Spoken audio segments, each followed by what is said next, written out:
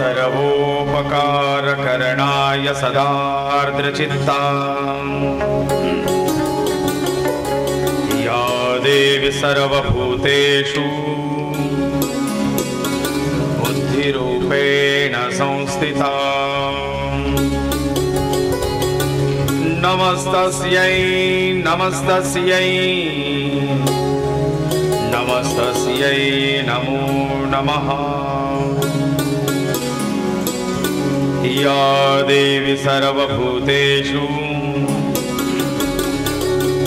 लक्ष्मीरूपेण संस्थिता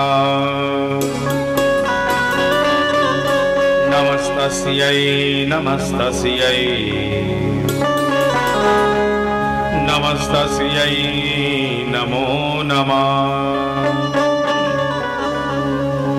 या देवी सर्वभूतेषु शक्तिरूपेण संस्थिता नमस्तस्यै नमस्तस्यै नमस्तस्यै नमो नमः नमोस्तुते व्यासविशालबुद्धे फुल्लारविन्दायतपत्रनेत्रा येन त्वया भारततैलपूर्णा प्रज्वालितो ज्ञानमयप्रदीपाः मनोजवं मारुततुल्यवेगम् जितेन्द्रियं बुद्धिमतां वरिष्ठम् वातात्मजं वानरयूथमुख्यम् श्रीरामदूतं शरणं प्रपद्ये वचन ऐका कमळापती माझे रंकाचे विनंती कर जोडितो कथे काळी आपण असावे जवळी शंकरं शंकराचार्यं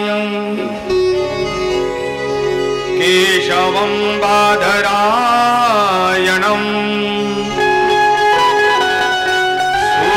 सूत्रभाष्यकरौ वन्दे भगवन्तौ पुनः पुनः आदिशक्ति जगदंबा माता की तिने काळे तिने वेळे तिने लोके अयंबेचा तिने काळे तिने लोके तिने वेळे अयंबेचा उदे गांबे उदे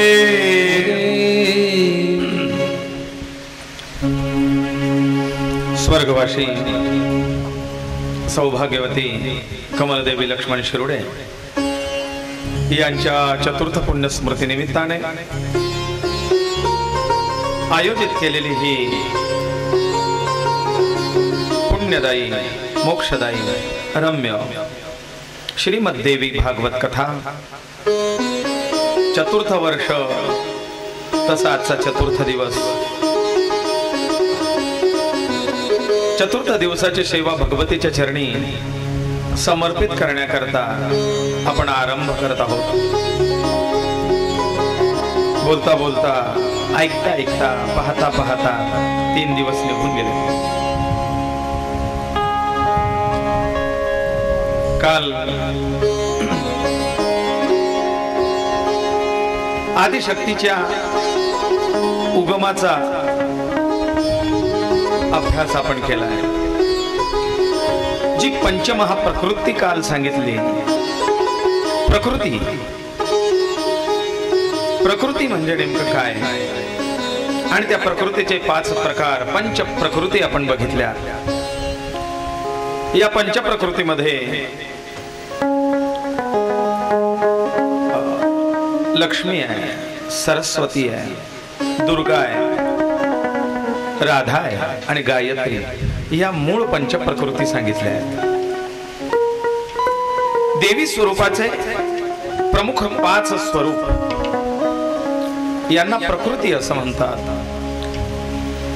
तेज शक्ती मा गायत्री, आनंद शक्ती मा राधा, संहार शक्ती मा दुर्गा, समृद्धी शक्ती मा लक्ष्मी आणि आकलन शक्ती जगदंबा शारदा सरस्वती. या पंचप्रकृतींचा विस्तार आपण काल बघितला.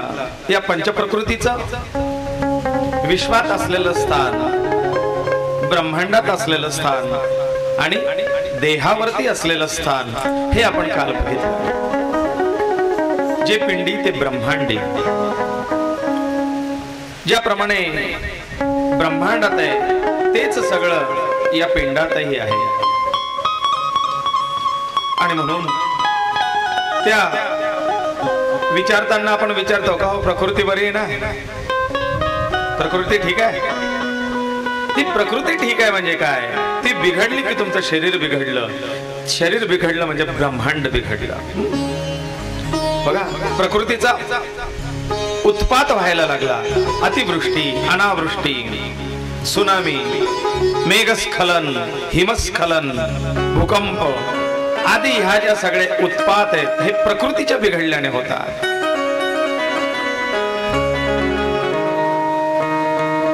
शक्तीचा कोप. आणि म्हणून शरीरामध्ये सुद्धा या पंचमहाप्रकृती जर त्या बिघडल्या तर शरीर सुद्धा डगमगतं.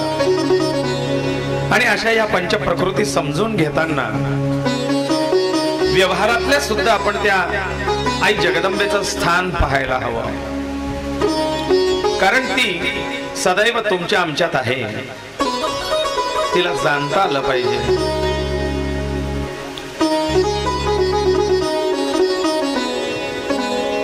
जन्मेजय अश्वमेधामध्ये एक प्रश्न विचारला होता की या देहावरती जगदंबेचं स्थान कुठे आहे?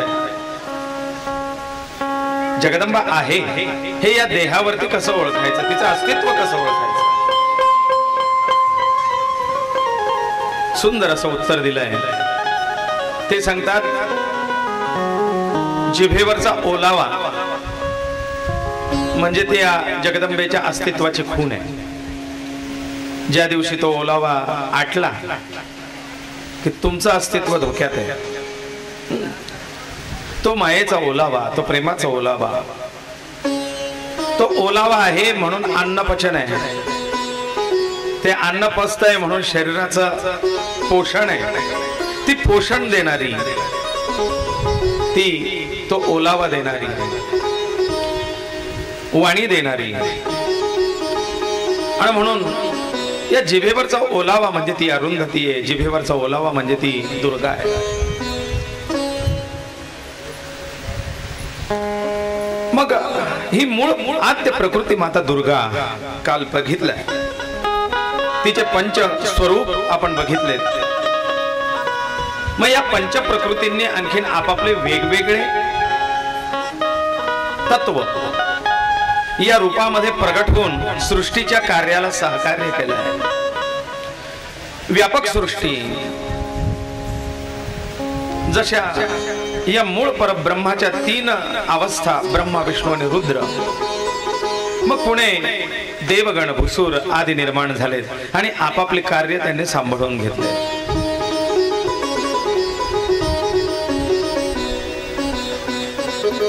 तीच प्रकृती, तीच जगदंबा आद्या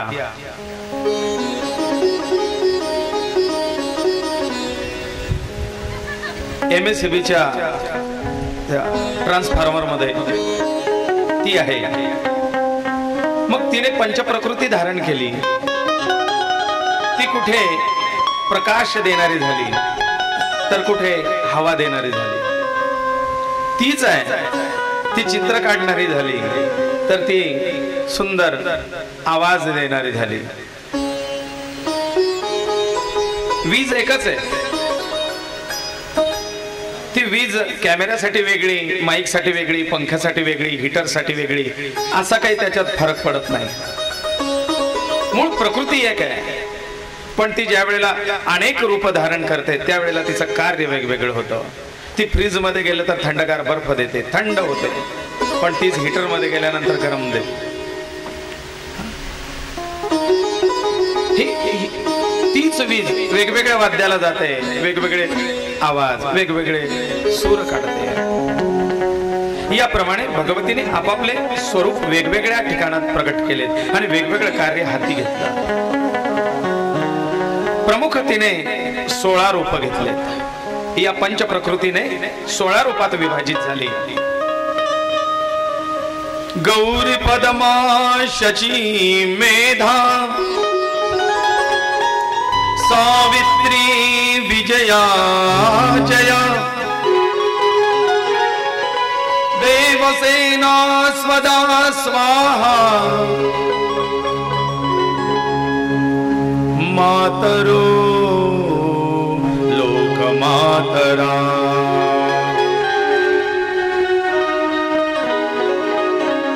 धृतिपुष्टि तथा तुष्टि आत्मना कुलदेवता.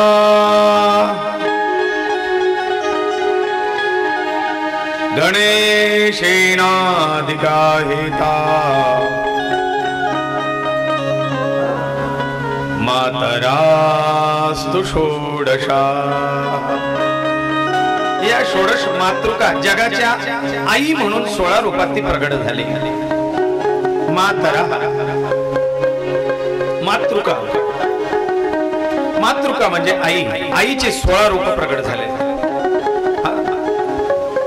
इथे क्वचित अशी एखादी व्यक्ती बसलेली असेल ज्यांच्याकडे काही पूजा विधी झाली नाही आणि ज्या वेळेला पूजा विधी, शांती, वास्तुशांती, यज्ञ, याग, नवचंडी आदी कर्म होतात त्यावेळेला नंबर 2 गणपती बाप्पाच्या नंतर ज्याची पूजा होते ती ह्या आदिशक्तीच्या 16 रूपांची पूजा होत असते. या प्रकृतीचं पूजन होतं. आणि ह्या गौरी, पद्मा, शची, मेधा, सावित्री, विजया, जया, देवसेना, स्वधा, स्वाहा, मातरो, लोकमातरा म्हणजे मातृका, लोकमातृका, धृती, पुष्टी, तुष्टी आणि आपली आत्मना कुलदेवता आणि आपली कुलस्वामिनी. प्रत्येकाची कुलस्वामिनी वेगवेगळी आहे. आपले कुलस्वामिनी म्हणजे त्या आद्या परम जगत जननीचं एक स्वरूप आहे. या 16 रूपांमध्ये देवी नटली. हे आध्यात्मिक स्वरूप भगवतीचं 16 रूप आहे. पण व्यवहारामध्ये सुद्धा 16 रूपात ती नटली बरं का. या 16 मातृकांचं रूप, 16 मातृका सांगितल्या. या 16 मातृका तुमच्या आमच्यात व्यवहारात कशा आहेत? ही गौरी आपल्या संसारात कुठे आहे? पद्मा आपल्या संसारात कुठे आहे? शची आपल्या संसारात कुठे आहे? यांचे स्वरूप आहेत बरं का. शास्त्राने 16 माता सांगितलेल्या आहेत. प्रत्येकाला 16 माता सांगितल्या आहेत. मग त्या कोणत्या व्यवहारातल्या 16 माता, ज्या अध्यात्मातल्या 16 मातृका आहेत त्या ऐका. पहिली गोष्ट एक जन्मदात्री माता, जन्मदा माता ही मातृका आहे. दुसरी आपली कन्या जिला आपण जन्म दिलाय ती पण मातृका आहे. तिसरी जी जन्म देणार आहे ती पण मातृका आहे म्हणजे पत्नी है ना. सृजनतेचं कारक आहे. जिने जन्म दिला ती पण आई आहे. जिला जन्म दिला ती पण आई. जी जन्म देणार आहे ती पण आई आहे. नात ही पण मातृका स्वरूप सांगितली आहे. आपल्या प्रत्येक व्यक्तीच्या आजूबाजूला असलेली जगदंबेची 16 रूप, 16 नाते, मूळ 16 नाते जे आपल्या रक्ताशी संबंधित आहेत. त्यात एक आई, मुलगी, नात, पत्नी, सून, आपली बहीण, आपली मावशी, माय मरून मावशी जगू म्हणतात, म्हणून तिलाही आईचं रूप म्हटलेलं आहे. त्याच्यानंतर श्वश्री, सासू, ही पण आईचं रूप म्हटलेलं आहे. आजी ही एक माता आहे. बऱ्याच बालकांना जन्मता आई गेल्यानंतर आजी सांभाळते आणि म्हणून ती काही आईपेक्षा कमी नाही, म्हणून आजी. एक आत्या, एक काकू, एक मामी, एक आपली वहिनी, एक आपल्या पत्नीची बहीण आणि एक आपली गुरुमाता, आपल्या गुरूंची पत्नी.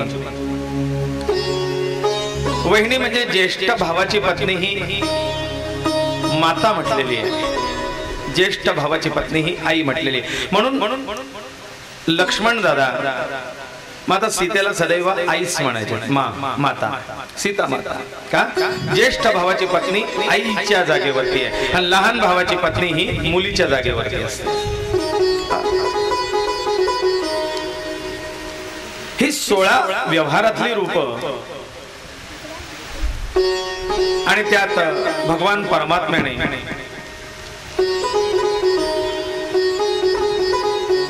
राधा हे तत्व मातृका स्वरूपात आणलं आहे. कारण ती परम आद्या आनंद शक्ती, ती प्रकृती आहे.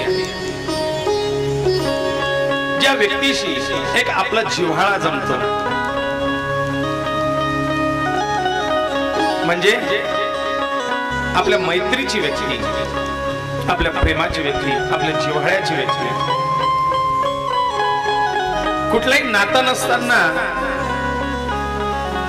ज्यांचा आपल्या प्रती खूप आस्था, भाव, आदर, मान, सन्मान, प्रेम ह्या गोष्टी असतात. मग आपण म्हणतो का हो, तुमचा आमचा परिचय नव्हता, तुमचं आमचं नातं नाही, पण कसे नाते जमलेत ना. मग हे जे नातं आहे हे सुद्धा त्या आदिशक्ती जगदंबेचं एक स्वरूप आहे. या मूळ 16 तत्वांनी पुन्हा आणखीन व्यापकता घेतली. देवादिकांना युद्ध प्रसंगी सहकार्य करण्याकरता आदिशक्ती जगदंबेने आपले स्वरूप आणखीन वाढवत गेली. मग जसं मावशी आली म्हणजे चुलत मावशी आल्या, वहिनी आली तर छोट्या भावाच्या पत्नी पण आल्या.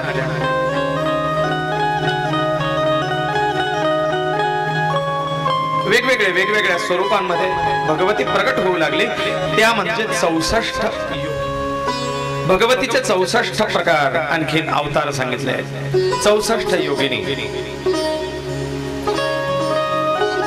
गजाननादी, सिंह मुख्यादी या 64 योगिनी 64 प्रकारामध्ये नटल्या. योगेश्वराच्या 64 शक्तींच्या सोबत कार्य करू लागल्या. म्हणून यांना कोणी योग योगिनी म्हणतात, कोणी योग माया म्हणतात, कोणी योगेश्वरी म्हणतात. अशा या 64 योगिनी, 64 कलांच्या स्वामिनी, या ज्या प्रमुख 16 रूप सांगितलेत ना, गौरी, पद्मा, शशिमेधा, सावित्री, विजया, जया, देवसेना, स्वदा, स्वाहा, मातरो लोकमातरा. या 16 स्वरूप, या 16 स्वरूपात तुमच्या आमच्या कुलस्वामिनी त्याच म्हणाव्यात.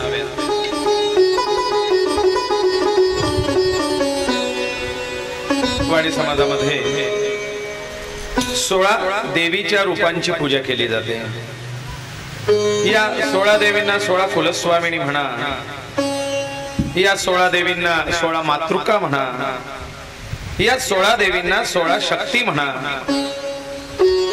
या सगळ्या आदिशक्तीचे प्रतीक आहेत, आदिशक्तीचे स्वरूप आहे. आणि म्हणून जो पौर्णिमा उत्सव केला जातो, या पौर्णिमा उत्सवामध्ये देवीच्या याच 16 रूपांचं पूजन केलं जातं. मुंडी मांडळ या क्षेत्रावरती असणारी जोगेश्वरी, जोगेश्वरीचे 2-3 स्थान सांगितले आहेत. एक मुंडी मांडळला स्थान आहे, बेटावदला असलेली म्हाळसाई, मल्हार रायांच्या सोबतची आद्याशक्ती, आडगावला असणारी मनुमाता, मनोवो महदोस्तुते, देवाच्या मनापासून जिची उत्पत्ती झाली होती ती मनू, आणि म्हणून आडगावची ही मनुमाता.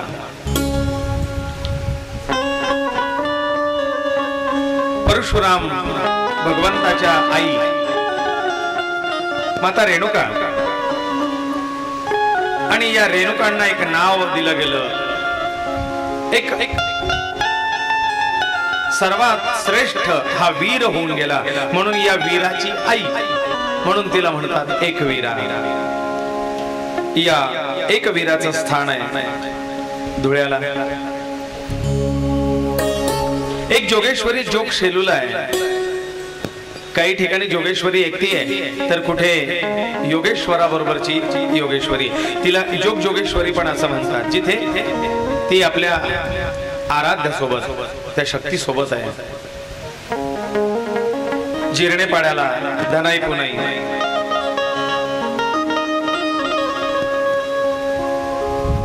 एकवीरा, सप्तशृंगा, वणीगड,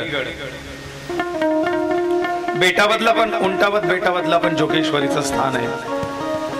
ही पण एक जोगेश्वरी आहे. काहींना माहिती आहे, काहींना माहिती नाही, पण इकडे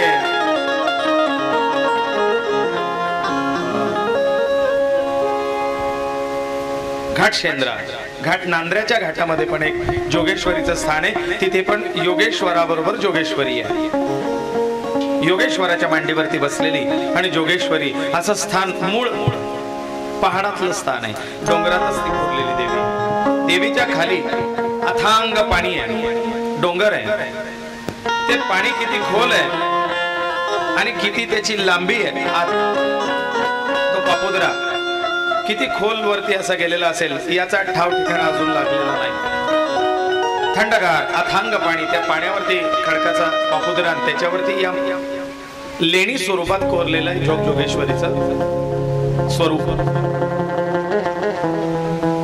मठांबा ही एक कुलस्वामिनी पूजली जाते. सुलाई माता उंटावदला आहे. कापडण्याची अन्नपूर्णा, सारजा बारजा आपल्या जवळचं स्थान आहे बहाळगुडे. खंबांबा माता हिंगणीला, खंबिका ते खंबीर अंबा, पेडकाई धुळे नंदुरबार रस्त्याला चिमठाणा. पेडकाई एकवीरेच जणू काही स्वरूप आहे. पुन्हा मूळ शिरोडे घराण्याची कुलस्वामिनी आशापुरी, पाटण, शिंदखेडा. आशा पूर्ण करणारी, जिच्याकडे आशेने लोक येतात आणि त्या भक्तांच्या मनोकामना पूर्ण करते, अशी ती आशापुरी. वेळद्याची भवानी माता, चाळीसगावची आनंदा माता, पाटण्याची चंडिका माता, वणीगडाची सप्तशृंगा, कोल्हापूरची महालक्ष्मी, तुळजापूरचा महाराष्ट्राची कुलस्वामिनी छत्रपती शिवरायांची कुलस्वामिनी भवानी माता, माहूरगडची रेणुका, बीडची अंबेजोगाई, अशा अनेक मूळ स्थान. मनुमातेचं आणखीन एक स्थान, जसं हे जोगेश्वरीचं सांगितलं घाट नांदऱ्यात, तसं घाट नांदऱ्याचाच घाट चढतानाच आधी उजव्या हाताला एक मनु देवीचं स्थान लागतं. जंगलात आहे, नदी पार करून आहे, घनदाट अरण्यातून जावं लागतं. मध्ये मूळ पुरातन स्थान आहे, पण चाळीसगावकरांनीच तिचा जीर्णोद्धार केलेला आहे. खत्ती परिवाराची ती कुलस्वामिनी मनुमाता. चाळीसगावचे खत्ती हे तिथे त्यांनी एकदा कार्यक्रमाला आम्हाला बोलवलं होतं. त्या कार्यक्रमालाच गेलो. देवीचा जीर्णोद्धार झाला. ते मनुमातेचं स्थान एवढ्या दुर्गम पहाडात आणि जंगलात आहे हे त्यावेळेला कळालं. दगड धोंड्यातून पायी चालत जावं लागत होतं, मोटरसायकलही जात नव्हती. असे हे जगदंबेचे, आदिशक्तीचे अनेक रूप आहेत, अनेक स्थान आहेत. त्या व्यतिरिक्त सुद्धा बरेच आहेत. कुठे वेडाई माता आहे, कुठे सुलाई माता आहे, कुठे मरियाई आहे. तिची नावं पण वेगवेगळे ठेवले, भक्तांच्या मनात येईल तशी नावं ठेवले, पण तिने त्या सगळ्या नावाचा आनंदाने स्वीकार केला. तिला वेडाई पण म्हटलं, तिला मरियाई पण म्हटलं, तिला आसरा पण म्हटलं, तिला जलपरी पण म्हटलं. 7 जलपर्या, त्याच सप्त आसरा, सप्त मातृका. श्रीर लक्ष्मीर धृतिर मेधा, पुष्टि प्रज्ञा सरस्वती, मंगलेषु प्रपूज्यन्ते सप्तैता घृतमातरा. मंगल कार्यात पूजा ज्यांची होते त्या 7 घृत मातृका. जलपरी किंवा आसरा म्हणून ज्यांची पूजा पाण्याच्या स्थानावरती केली जाते त्या मत्स्य कुर्मी चवाराही, मांडुकी मकरी तथा ग्राहकी क्रौंचिकी चैव सप्तैता जलमातरा. पाण्याच्या ठिकाणी 7 आसरा स्वरूपात स्थित झालेल्या या 7 मातृका, 7 आसरा. विहीर खोदली, तलाव बांधला, पाणवठा केला, तरी त्या त्या ठिकाणी ह्या 7 मातृकांचं पूजन केलं जातं. गहन विषय. ज्या वेळेला विहिरीचं पूजन म्हणजे नवीन पाण्याचा स्रोत आपण आपल्यासाठी तयार केला, तर तो स्रोत वापरण्याआधी या 7 मातृकांची क्षमायाचना करून त्यांची परवानगी घेणं हे शास्त्रात दिलंय. का? कारण हे पाणवठे फक्त तुमच्या स्वार्थाकरता तयार झालेले नाहीत, तर हे पाणवठे याच्यामध्ये अनेक जीवजंतू आहेत. या जीवजंतूंना डावलून आपण ते पाणी आपल्याकरता घेणार आहे, म्हणून त्या जीवजंतूंची क्षमा याचना करावी याकरता या 7 मातृकांचं पूजन आहे. आणि या 7 मातृका पाण्यामध्ये या जीवजंतूंच्याच प्रतीकात राहतात. त्या अशा मत्स्य, मत्स्य म्हणजे मत्स्य स्वरूपात, माशाच्या रूपात राहते. कुर्मी, कुर्म स्वरूपात, कासवाच्या रूपात राहतात. वाराही, वराह, सुकर याच्या स्वरूपात राहते. मांडुकी मकरी तथा मांडुकी, बेडूक या स्वरूपात ती राहते. मकरी, मगर या स्वरूपात राहते. ग्राहकी क्रौंचकी चैव क्रौंच, क्रौंच नावाचा पक्षी जो पाण्यात राहतो त्याच्या स्वरूपात राहते. तंतुकी, बारीक बारीक ते शिदोड पाण्यात वळवळतात.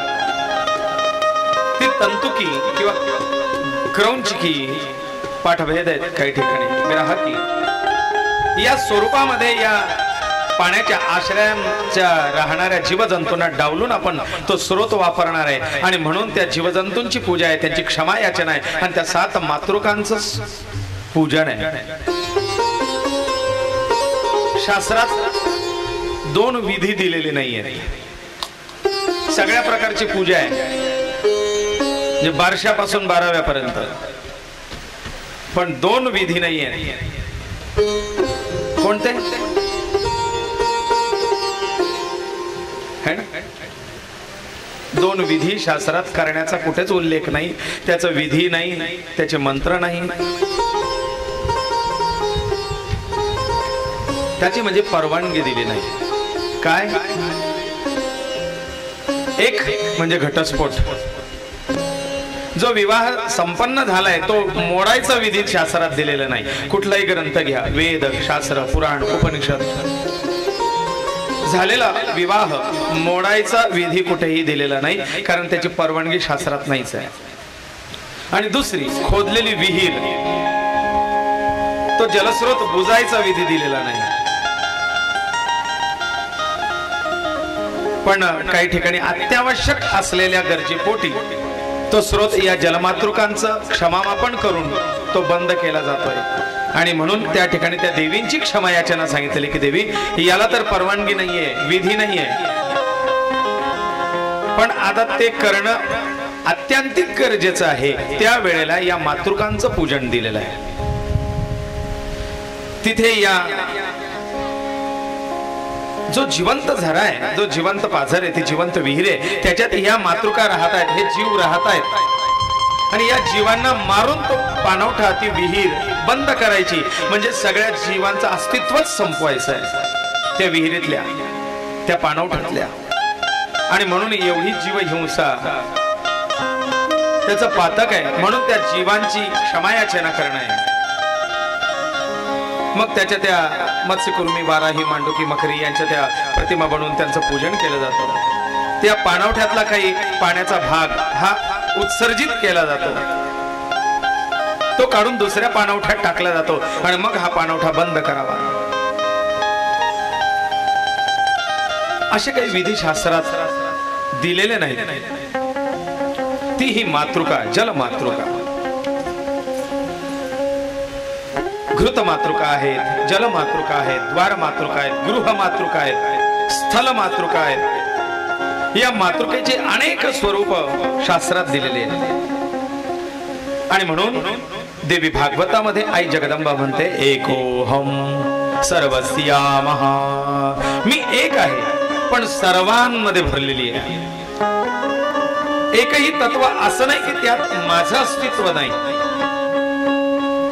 मी सर्वांमध्ये भरलेली आहे. त्याच्यात मला नाकारता येणार नाही आणि नाकारूनही माझं अस्तित्व संपणार नाही. एकोहम सर्वस्यामः, मीच सगळ्यात भरलेली आहे. एकदा एक या आदिशक्तीचा प्रभाव काय आहे हे सांगणारी कथा वेदव्यास राजा जन्मेजयाला सांगतात की राजा, या देवीचे स्वरूप सांगू तुला, हिला कुठल्याही नावाने हाक मार. ही वेगवेगळी नावं धारण करणारी आहे, पण मूळ स्रोत आदि जगदंबेचा आहे, आदिशक्तीचा आहे. सर्वस्वरूपे सर्वेशे सर्वशक्ती समन्विते भयभ्यस्त्राहिनो देवी दुर्गे देवी नमोस्तुते. तीच मूळ आद्या जगदंबा दुर्गा सर्व स्वरूपामध्ये व्याप्त आहे. मग तिला कोणी कालिका म्हणा, कोणी बालिका म्हणा, कोणी अंबिका म्हणा, कोणी कुलस्वामिनी म्हणा. चाहे कालिका हो या कहो लक्ष्मी, चाहे कालिका हो या कहो लक्ष्मी, या कहो मगौरी अंबे, ओ माई जगदंबे, माई जगदंबे,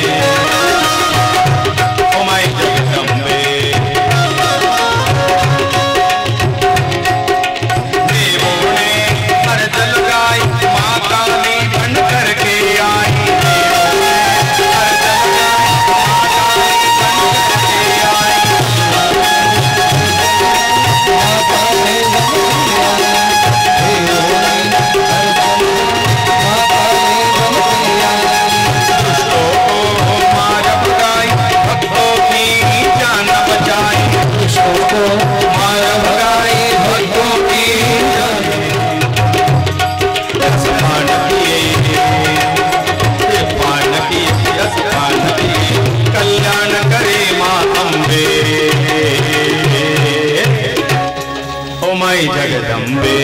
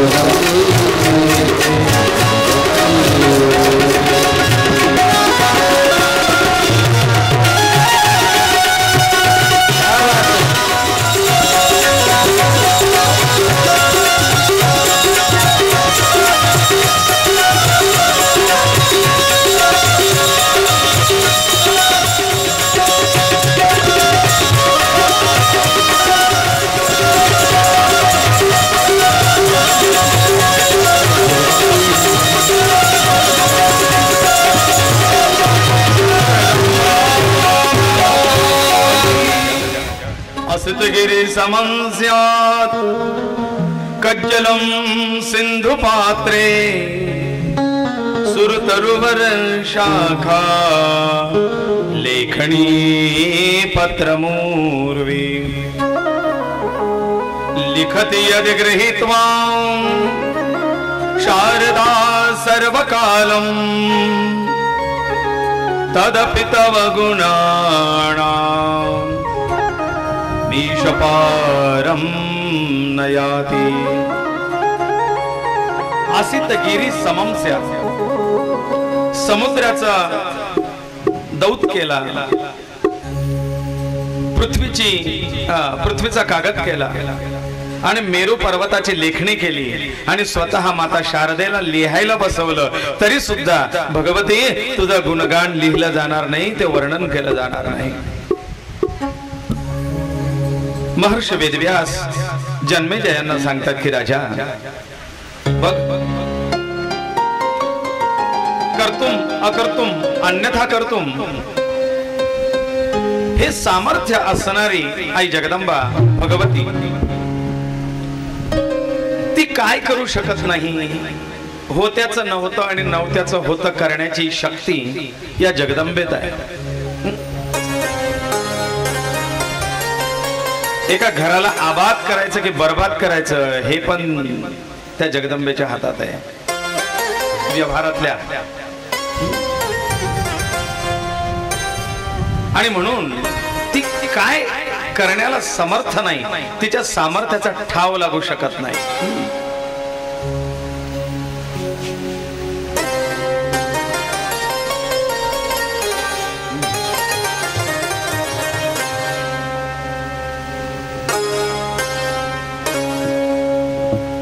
कुठला एक तो सिनेमा आहे त्याच्यात ते गाणं म्हटलंय बा, हसीनों को आते हैं क्या क्या बहाने, खुदा भी न जाने तो हम कैसे जाने. कारण हे देवीचं स्वरूप आहे.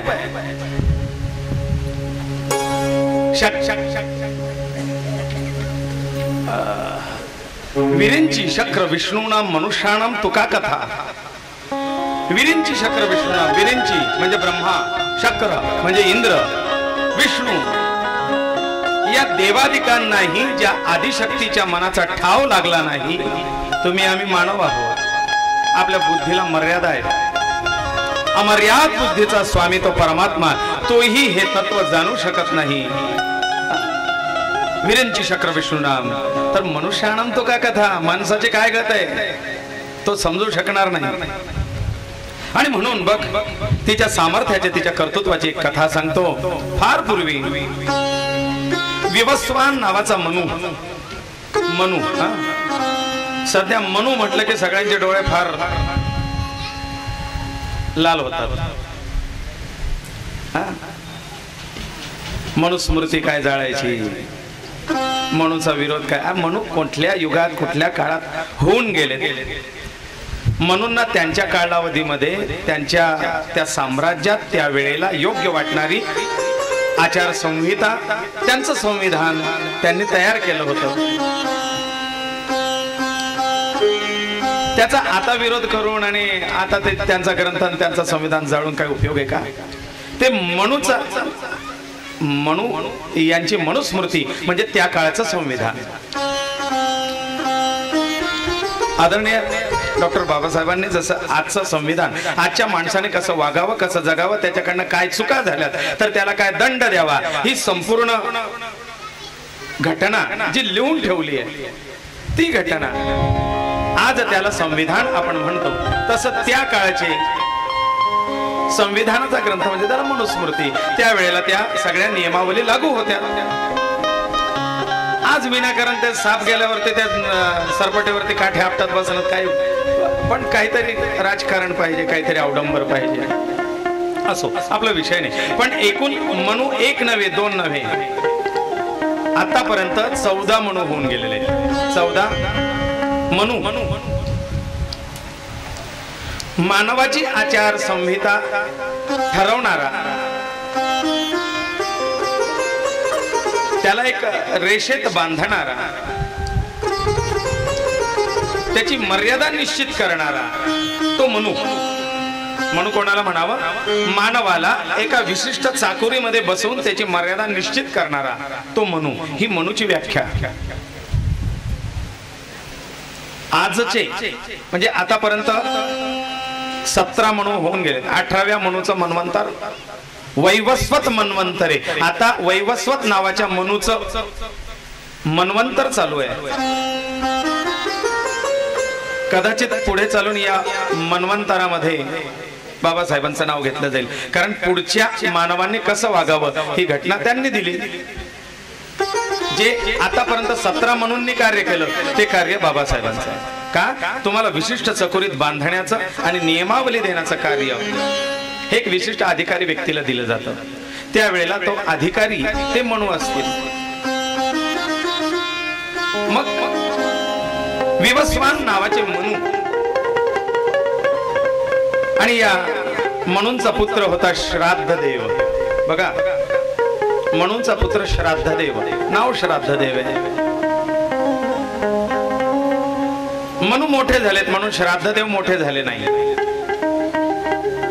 म्हणजे घराणेशाही पण त्या कालामध्ये वैदिक संस्कृतीमध्ये सुद्धा घराणेशाही नव्हती. श्राद्धदेवाची पत्नी श्रद्धा यांची कथा आहे.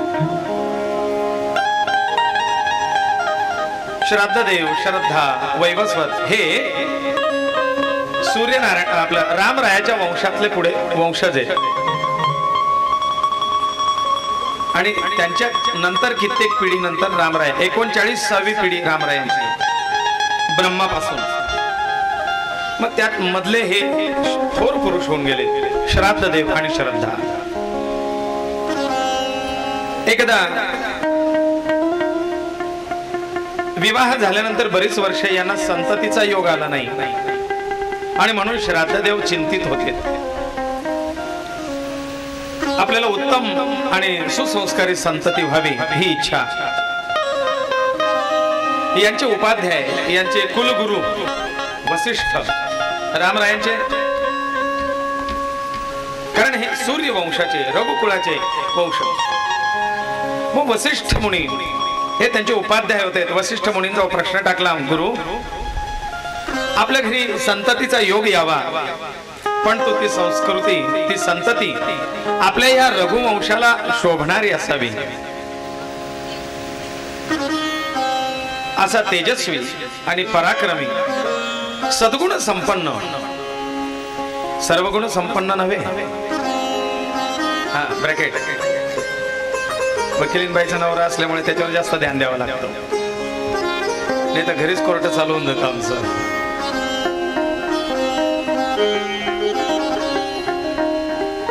तिकडून आवाज येतो, ऑब्जेक्शन मिळवा, नोट दिस पॉइंट. तुम्ही हे बोलले, शब्दाचा अर्थ असा होता. आणि म्हणून सद्गुणी संतती व्हावी याकरता आपण काहीतरी अनुष्ठान करा, जेणेकरून त्या पुण्य कर्माचा प्रभाव माझ्या होणाऱ्या संततीवरती होईल आणि आदर्श संतती जन्माला यावी हीच इच्छा आहे. बघा, हा प्रयत्न आजकालच्या तरुण पिढीचा नाही आहे. संतान आदर्श जन्माला यावं इकडे आपला कल कमी आहे. सुशिक्षित व्हावा याच्याकडे कल आहे, सुसंस्कृत व्हावा याच्याकडे दुर्लक्ष आहे. आणि हा प्रयत्न झाल्यानंतर पश्चाताप करण्यापेक्षा व्हायच्या आधी सावध असावं लागतं. झाल्यानंतर त्याच्यात बदल करता येत नाही क्वचित प्रसंगी, पण ते होण्यापूर्वीपासूनच हे संस्कार डागावे लागतात. शास्त्रात त्याचेही नियम दिले. मग श्राद्ध देवाने सांगितलं की गुरु काहीतरी अनुष्ठान करून घ्या. वसिष्ठांनी सांगितलं की बघ, आईच्या गर्भात हा जीव असताना गर्भसंस्कार व्हावा आणि तू राजा आहेस आणि राजाच्या पोटी एक शूरवीर योद्धा हा जन्माला यावा. योद्ध्याच्या अंगी सामर्थ्य असावं, बल असावं, पराक्रम असावा आणि म्हणून असा पराक्रमी पुत्र व्हावा असं जर वाटत असेल तर तू दुर्गा अनुष्ठान कर, कारण की दुर्गा ही पराक्रमाची देवता आहे.